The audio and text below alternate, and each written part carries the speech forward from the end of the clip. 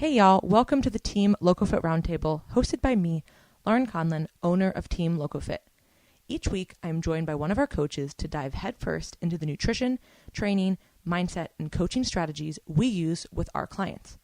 If you loved the show, please subscribe, leave us a review, tell a friend, you know the drill. And for more information about coaching, the programs we offer, and additional content, visit teamlocofit.com. All right, and we are back, and this week I'm joined with Coach Karina. Hey guys. And today's podcast is going to be about the concept that more is not always better. At everybody in the fitness industry, everywhere. Yes. Just like everything in life, but yeah, especially when it comes to fitness industry things, yeah. Especially when it comes to, a lot of our clients who have maybe been through a ton of yo-yo dieting cycles, and just have been through kind of like the ringer of misinformation, which is prevalent, so prevalent in this industry. And it's really sad, but we're trying to obviously make a difference and hope that people don't fall prey to this. But this idea is that, more is better. It runs through everything. So it runs through dieting, it runs through training and cardio and just activity and just like the extremism of things, right? Mm-hmm. And so what does it look like in terms of this? Like typically when we see people, like what does it normally present as? Yeah, so a lot of times it is just like doing oftentimes, for example, when I have clients who I'm like, whoa, like we need to, the reason you're not seeing any progress is because you're doing way too much. So people will, without getting any baseline of where their maintenance intake is at, they'll just like slash their food in half out of the gate, and then they'll just hop on 2 hours of cardio a day. And they've been doing that for months and months on end. Or I also, can think of some examples where I have individuals who like have exercise as almost a clutch to constantly offset intake. Mm-hmm. And it also presents itself as kind of the narrative from clients that I'll get sometimes, like I feel like I'm not doing cardio hard enough, like I feel like the intensity has to be higher, or it's oftentimes met with a lot of resistance because when I ask people to take it down a notch, is met with a lot of resistance because the narrative is around like, okay, eat less, move more, you're gonna look better. When in reality, once you've been doing that for too long and constantly doing more and more, like it's going to actually hurt you after a while. And so when I have to tell clients, hey, you would actually probably look and feel a lot better if you didn't train 7 days a week, if you didn't start every day with 45 minutes of cardio a day while you're under eating,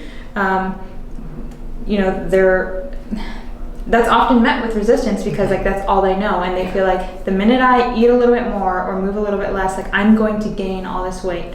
But yeah, it oftentimes looks like guilt surrounded around like I'm not doing enough, or I'm not training hard enough, or doing cardio hard enough, or I'm not hungry enough. I can do more than this. Yeah. And a lot of it too comes down to, okay, maybe this week you can do more, but let's really tease back the layers of why you haven't been successful before. Yeah. Was it because you either do 7 days a week of training and cardio and eat very little, and then you do none, right? Mm-hmm. Because that's the typical pattern. There's going to be some weeks that you can do a lot, and if we want to take advantage of that and you're in the right headspace to do that, let's go for it. But if you're going to go balls out and then go all the way back to zero and then repeat that cycle, we're not going to see any progress. And I understand the desire to want to do more.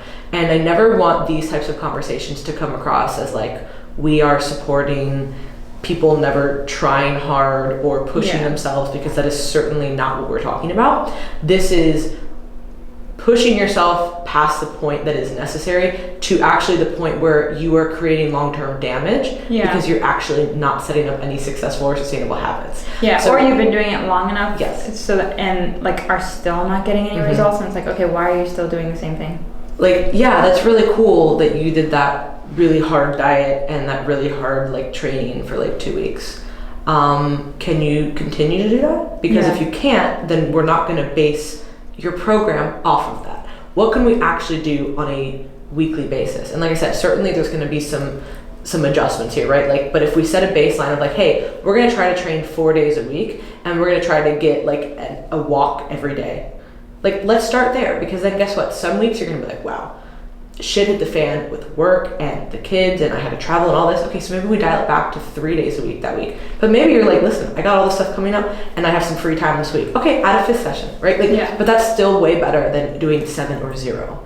And so we're always trying to say, okay, what can we do that's constantly pushing ourselves to make ourselves better on a daily, weekly, monthly basis, but also being realistic so that we're not pushing ourselves so far, we're setting that bar so high that we just quit. Yeah, and I think a situation that often parallels this that a lot of people can relate to is like the binge restrict cycle, where I, can think of someone I know who eats 1,200 calories Monday through Thursday, Friday through Sunday rolls around and they're eating till they cannot walk. On. Yeah, and like they are gaining 8 pounds in a week, and not like I had a few meals. No, it's like they cannot stop until they're sick, and it's like that's because what you're doing during the week is too much, and you're essentially like creating this pattern of I can't sustain this. And so it's about what is sustainable long term, and sometimes that's not doing the most all the time. And the other thing too, when we bring up these conversations, is I always want people to recognize, okay, where we start is not where we finish. So say we are trying to get somebody on track, and it's like, listen, you haven't been consistent in the gym in years. Why don't we start with 3 days? No, I want to do more. Right. Why don't we fucking do 3 days for a few months, because you haven't trained in years, and then guess what? Then we can add another day, and then we can add more to the sessions, and then we can eventually do things that are harder. But if it is so hard that you're not able to actually do it for longer than a week or two, why do you consistently try to keep doing that? Yeah, you need to begin with a minimum effective dose, because if you exhaust, doing the most out of the gate, it's really hard to go up from there. Yeah, exactly. And you can get the minimum effective dose. It's probably still going to work. You're still going to make progress by doing that, and you're eventually going to be able to change it. So then that person who is really inconsistent at the gym, now they started with 3 days, and eventually over the next few years they worked up to I can train 4 to 5 days a week. Yeah. Every week through and through, and I feel great and I'm making progress. But if we had started like, hey, I know you were not doing anything, but 6 days is where we're going, and I need you to wake up at 5 a.m. to do fasted cardio and do the sure, maybe that works for them, but again, that's going to work for a few weeks, and that's going to be something that you can possibly build up to if you want, and that's conducive for your goals, but that is not what we're starting with out of the gate, because I cannot tell you how many times I've seen that, and it just fails over and over again, especially with people who are either new to this, like new to these like behavior changes, or they've just been out of the game for a little while. It doesn't matter if you've been doing it, like you have a lot of experience. If you've been kind of out of it, it's going to be a little bit harder. Yeah. So oftentimes these things are going to have diminishing returns, right? Like we've kind of talked about. And when you're dieting constantly, we've already alluded to some of it, but there's going to be a lot more metabolic adaptation that's unnecessary, because there's always metabolic adaptation when you're dieting, but unnecessary adaptation, and it's really going to kind of work against you. We're likely going to see a lot more binge eating, because or any kind of overeating, whether we categorize it as binge eating disorder or not. So that's where it's obviously becomes harmful in the long term. It's like you've been, or you have this like tendency to perpetually diet, so you can't keep yourself from binge eating. You binge eat, so then you keep dieting, and then it's like becomes this cycle. And I think like the most important adaptation that's negative with constantly dieting is the loss of muscle mass.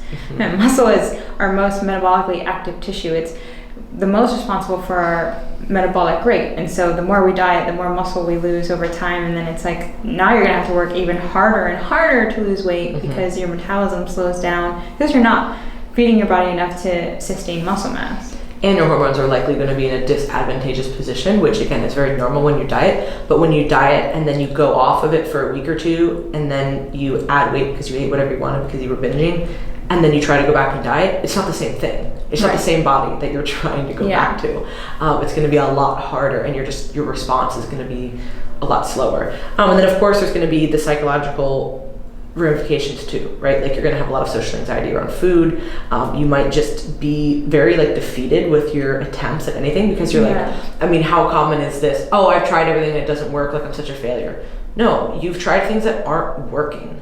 And it's not about, there's not one perfect way to do any of what we talk, like diet, training, habits, like there's 100 ways that you can assort this to get the same result. And it's about finding what works for you instead of saying, no, I need to fit into this one box and this one plan. So you probably were just on the wrong plan or plans. Yeah. But that psychologically is really defeating. And then you're like, well, why the fuck am I going to even try? Yeah, no, totally. So that's a problem. And then, of course, overtraining, and typically overtraining while under eating. But even if you're just overtraining in general, you're going to definitely lead to some deficiencies, particularly in hormones. All the other things we talked about, there's going to be psychological ramifications, there's going to be loss of muscle mass, etc. Even when you're overtraining, people can lose muscle mass. Yes, that is true when especially if you're under eating. Yeah. But oftentimes this is really going to push your body and like spike your cortisol and decrease your sex hormones and put you again in this disadvantageous position. And you might even have, here's Karina's favorite word, hypothalamic amenorrhea. Wow, Did I say that right? That was good. Okay, HA for short. We're just going to refer to this as HA from moving forward. So there's always a consequence of doing too much, just as there's a consequence of doing too little. Yeah. So we have to be able to balance those things out with each other and understand that there are consequences to both. And then long term, what this is really going to look like, and this is one of the most common things that we see, is kind of this body fat overshooting. Yeah. And it's tough to say exactly like mechanistically what's happening because a lot of this research has been done in animals, and you can just do a lot more in animals than you can in humans because obvious reasons. Because animals are super adherent. Well, not even just that, but like you can like cut the animal open and look at what's really going on inside. So sorry anybody who gets freaked out by that, but that's how science is done when they use animals. So it's just one of those things. So a lot of times the body fat overshooting, we're not sure if it's creating new fat cells or like what is happening. That's kind of what's been hypothesized, and is obviously what makes sense because our adipocytes can only hold so much. So when you diet, basically you're emptying out those fat cells. But then those smaller fat cells are actually more sensitive. So the hypothesis is that at some point when the more sensitive fat cells and obviously all of the metabolic adaptations as well as the hormonal changes are happening, this spikes you to want to eat more than you should, gain more fat, and then you can possibly overshoot that. And increase the number of fat cells. So as far as like, okay, how many, when does this happen? I'm not trying to set up a doomsday situation for everybody, but we all know people who have dieted before and then they've overshot their body fat. I mean, I've done that as well. So it's not, it is a real phenomenon. How that happens or like what that actually looks like on the molecular level is still to be determined. But if you are consistently dieting and putting yourself in a situation where you have all these metabolic adaptations and the negative psychological adaptations, your body is going to be like, oh, we get a little bit of food again? We're holding on to all that. Yeah, and then at that point too, it's like leptin and ghrelin aren't regulated. So you're going to eat much further past than what you normally would feeling full. Yeah, well, leptin is regulated by fat cells. So when you have lower body fat, your leptin is going to be a lot lower, which is known as the satiety hormone. And then ghrelin is the hunger hormone. So when that's spiked, then you're like, okay, well, I'm not satiated and I'm hungry. And mentally, I've said no to all these things for a while, so like, let me just say yes, this can't hurt. And your body is basically primed for fat storage. And in certain instances, when you are too lean, like let's say you've just done a physique competition, yes, you should be gaining body fat. But for our other clients who are listening who have dieted and they've gotten to a healthy body composition, they're probably looking to keep that or as close to it as they can. So this idea of like back and forth, like really aggressive dieting and then really aggressive overshooting, that's where you see people over time. And what's known in the literature is like basically dieting like makes people fatter, right? You see like diet cycling can make people fatter over time. And that's where like that idea comes from, because it's not just one thing, it's like this consistent cycle. And it really does happen. And I've seen it, like with plenty of people. And I have this like hypothesis too, especially with like the HA stuff. So a lot of people, let's say they lose their cycle, right? And when women lose their cycle, sometimes obviously it's going to be body fat mediated for a lot of people. But I've worked with people who are very, very lean who still have their cycle. And then people who still have a decent amount of body fat on them who lose their cycle, right? So a lot of that's going to be genetic, first and foremost. And there's going to be so many other factors, of course, in there. But I've seen it to where people say they do get really lean and they lose it. And then they might gain fat back quicker than they either like, or they just kind of add it back quickly. And oftentimes this is from a overeating situation, right? So like, okay, I'm pretty good some days, and then I really go off, and then I have these overeating episodes. I find that even when people are at the body fat that they had before when they had their cycle, it often doesn't return yet. Part of that, of course, can be a time thing, like it takes time for things to regulate. But I also just find that when people are eating in that way, your body is not like in a calm state. Like it's very inconsistent, and it's very like, I don't know what's going to happen next. Like some days I'm under eating, some days I'm overeating. Like what are we doing here? So I think that has a lot to do with it too. And again, this is all anecdote with coaching, not anything that like is supported by the literature quite yet. But I think that there's a lot that speaks to that too. So when people are in this situation, like that's another reason to like, listen, like gradually doing things, being consistent. And it's going to take time for those things to regulate. Yeah, well, mechanistically, like your anecdotes make sense, because if you're constantly stressing your body out with like, all right, today I'm going to starve myself, and then 2 days later I'm going to like eat a ton, you're going to be in a energy availability is there, but it's not. So essentially, like you're more often than not in a sympathetic state. You're going to have much higher circulating levels of epinephrine, which are going to kind of elicit this fight or flight response. And when your body is in constant stress or fight or flight, it's going to put any like reproductive hormones and things like that on the back burner. Like this body is not in a safe place to like be fertile or to have a normal cycle. And so that's when, I'll say like, man, consistency, it doesn't have to be hard, but our bodies really love it. Like I have people who will literally lose weight by just consistently eating more. And because they're being consistent. Because they're being consistent, rather than eating 1,200 calories and then 3,000 calories 2 days out of the week. And if you guys think that that's not common, it's incredible. It happens all the time. And so I'll say, okay, let's have 1,800 calories every single day. Let's not make ourselves super hungry. And then they start losing weight. They start getting leaner because they're able to train better, because they're fueling themselves every day. And like, it sounds so cheesy, but like consistency like really is key. Like it's crazy how much our bodies love consistency. Yeah, and that's why setting up those habits to actually allow yourself to be consistent. And there's going to be fluctuations, of course, like that's just life, but in general you have to set up the right habits and the right mindset around food, because if you're always like, what's the next diet, or what's the next this, or what's the next, like, no, you're going to fall off. And then what's going to happen? Oh, well, I was trying this new thing for like 3 or 4 days, but it's Friday now and that was really hard, so like whatever. And then you go out to eat, and it's really not hard to overeat like that many calories, even without like, you can obviously try to do it as well. But like if you go have a few meals out on a weekend and like you just kind of like throw all caution to the wind, and then you go back to that on Monday, it's just really not good. Like your body just is not happy. And even if things equate out to be the same, like as like a total for like the week, it's just not the same thing. And I think psychologically too, you're putting yourself in this like distressed situation and this really negative outlook. Like Monday through Thursday is really tight because it's my punishment, because I want to tighten up or I want to do this. And then on the weekends it's like, woo, but then like you feel guilty by like Sunday, and then like this perpetuates. And like to the other side of that, I can understand being in those moments of, because I've been there. Like I've been uncomfortably overweight, and I've like been around people who are super fit, and I'll feel like, man, like I just want to look like that right now. Like I just want to feel comfortable in my body right now, and I don't want to feel this way anymore. And I can definitely empathize with that, but being extreme like right now isn't going to, you have to be patient is essentially the name of the game as well. And there's times to turn it up. There's times to really dedicate yourself to either, hey, I'm gonna really do this diet. But the point is, when you do that, you go all in.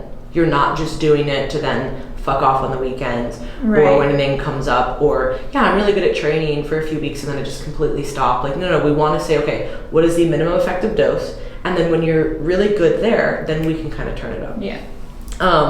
So what happens next if you're basically running yourself into the ground and you're not getting the results you want? Like what are we going to do with a client in this situation who's basically like very up and down, and it's like more is better, right? But they're kind of just in this cycle. So basically just finding the minimum effective dose, finding what they can be consistent with. Sometimes that looks like bringing the bar down. we want to start with the bar low because we want you to be able to achieve that goal and build momentum, self-confidence, just all good things around that, and then build up from there, like you previously mentioned. But if we're also looking at the other side of maybe someone who isn't erratic, maybe someone who is experiencing HA because they literally cannot stop over-exercising, they can't stop over-dieting. And I have a few cases of people that I'm thinking of right now. Those people, it's going to be really hard to say, hey, let's not do any cardio at all. Let's just start having untracked meals every day. Right, if we have those people who can't do that. Can't go a meal without tracking everything, or can't go a day without doing 2 hours of cardio, then it's okay. It's kind of like going backwards with the minimum effective dose. Let's start small. Let's maybe instead of doing 2 hours of cardio every day, let's start with 1 hour and 45 minutes. And sometimes that's really, really hard for some people.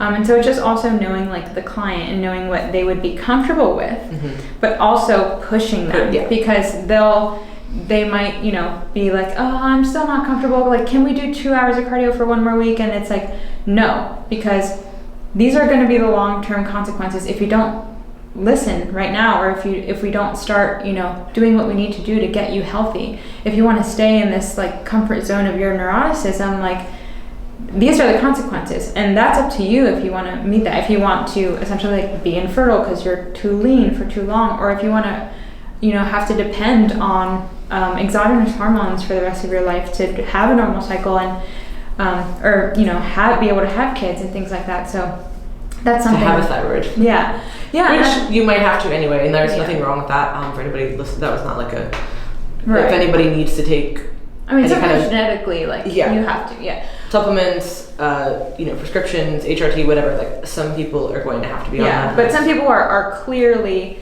doing themselves things because they're using it as a clutch to over-exercise because they're afraid of gaining weight, and that's a whole different conversation, right? There might be some body dysmorphia, there might be some past trauma, eating disorders. However, once we've kind of covered all of that, what are the next steps?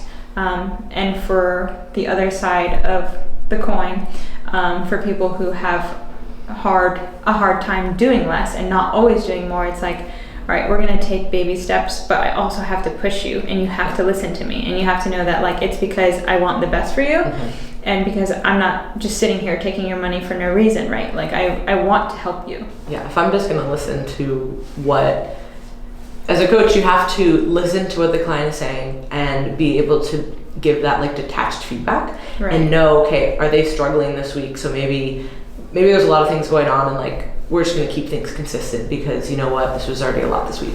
And then there's other times where once you get to know the client, you can see when they're kind of putting up those walls unnecessarily because they are afraid of that change. And then it's all right, no, we do have to make these adjustments. And I know you're not happy about this right now, but you will be when we're past this. And that timeline is very different for everybody.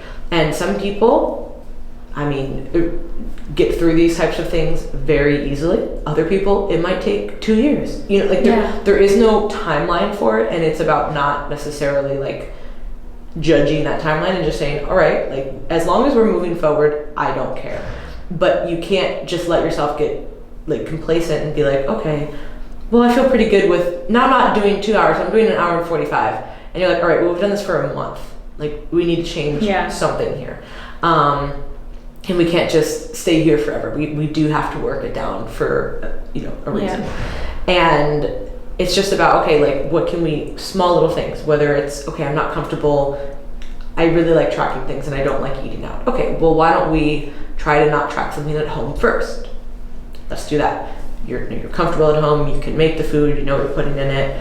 All right, here we go. And then somewhere where it's all right, we're gonna order something really simple, you know what I mean? That you could track if you really wanted to, but we're gonna eat it out. Yeah. And then you kind of build from there. You're not listen, go have a cheeseburger, or what's wrong if you no, that's not useful, because then guess what's gonna happen? The client is certainly not gonna go do that behavior. Right. And they're probably gonna fall more into their negative behaviors and likely over restrict. So it's really about balancing, okay, I need to push the client, but we also have to be, realistic with where somebody is at, and also take into account all the other things going on in their life. If they are in a fragile mind state right now because of everything else that's going on, you can push people, but you have to push them a little bit less, right? Whereas versus like when things are like pretty strong, like, okay, we need to kick it up a notch. Like, you're ready for this. Like, and that's where a coaching relationship is really important. And you have to understand how to talk to each client, because everybody's going to be very different. Some people need that like push all the time because they'll just kind of like, you know, they need that. Other people, like, they're pretty self-motivated and it's just about like adjusting things. And other times it's kind of like in the middle, you know, you have to like, okay, I got to back off. And other times like, no, we got to push forward. Yeah, well, and that's how I feel. It's like, all right, you hired me to do my job, but if you're going to give me resistance week over and over again, I'm going to continue to push you because like, this is what you're paying me for. Like, I don't want you to waste your money. This resistance is what we need to change. Yeah, and so, I mean, like, both sides of the coin are super common. We have people who have a hard time not bouncing between extremes, and that's not sustainable, and they often find themselves starting over at square one over and over again. And then we have some people who are constantly running themselves into the ground and don't know how to live any differently. But then it also, like, results in negative metabolic adaptations, and then also just like having a really hard time possibly assimilating into like psychosocial situations. Like, they can't go out to eat, they can't go anywhere like without knowing for sure that they can train 7 days a week. Like, that's no way to live.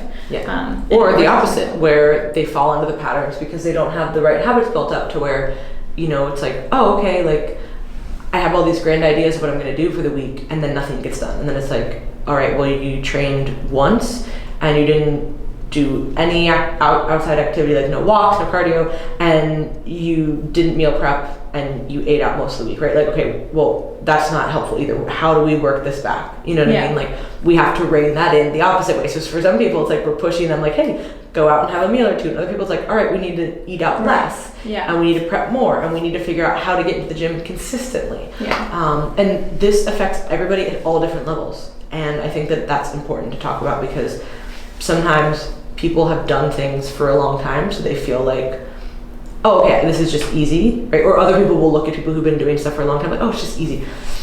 It's easier, but you still have to put that effort in. You know, like, it's easy just to like let things shift either way. It just becomes more of a behavior once you do it. But there is like some restraint that has to be practiced. There is some, like, you know, we can't go to ice cream every day like we want. Sometimes I gotta get the frozen yogurt at Publix. Listen. Yeah. If there's one thing I got an issue with, it's definitely ice cream. But everybody knows that. Probably this. So good. If you want to sponsor this podcast, ice cream, my name is Karina DeBoa, at Karina DeBoa on Instagram. I have been vouching for you for a hot minute, so. Yeah, we really have. Can we get an ice cream sponsorship? That would be epic. That would be my accomplishment of the year. After I accept the one and only person who's ever reached out for a sponsorship was a Shave My Balls company. Are you serious? Yeah, it was like a ball trimmer. Oh yeah. I was like, what are the chances? I've made it big, guys. I've made it big. God.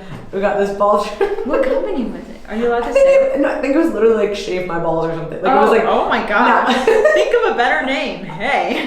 Maybe not. I might. Like, Manscaped is a cool name. It was something with balls though. Like, it was. I mean, it was funny, but I was like, bro. Like your face. Like, either one of two things. Like, one, this is obviously like a bot who's just sending this to everybody. Yeah. But it was like, hey, because you have a podcast. So, like, clearly they must have figured out that we have a podcast. But did they listen to our podcast? Because we don't ever talk about any of that. I've never once complained. Oh my gosh. I mean. Interesting. Yeah. So, there we go. I guess if ice cream doesn't work out, we can get the ball trimmer. Yeah. Please, God, ice cream, come through. I don't want to have to resort to this ball shaving loan. I'm like, we're better than this. Can I shave my neck with it? Like, can I get my undercut done with this, or what? Wow. Wow. What happened to this episode? How did we get there? I mean, it's an important topic, but I don't have to worry about it personally. So, you know, I guess for all the male listeners. Yeah. Well, really, it's probably more, honestly, it would be a good, like, hey, like, for the men in your life, because it's mostly women listening. So it's Right, like, all right, yeah, like, hey, your boyfriend needs to stay involved. Here's a nice way of just saying, I got this. Yeah. Look, we're literally plugging this company. I'm not even getting paid. You know what? Fuck this company. Send me a check and then we'll have first sponsor. Shameless balls. All right, well, more is not always better. Even when talking about ball trimmers. And yeah, that's all we have. We're so sorry about the direction this took. I'm really fine with it, but you know what?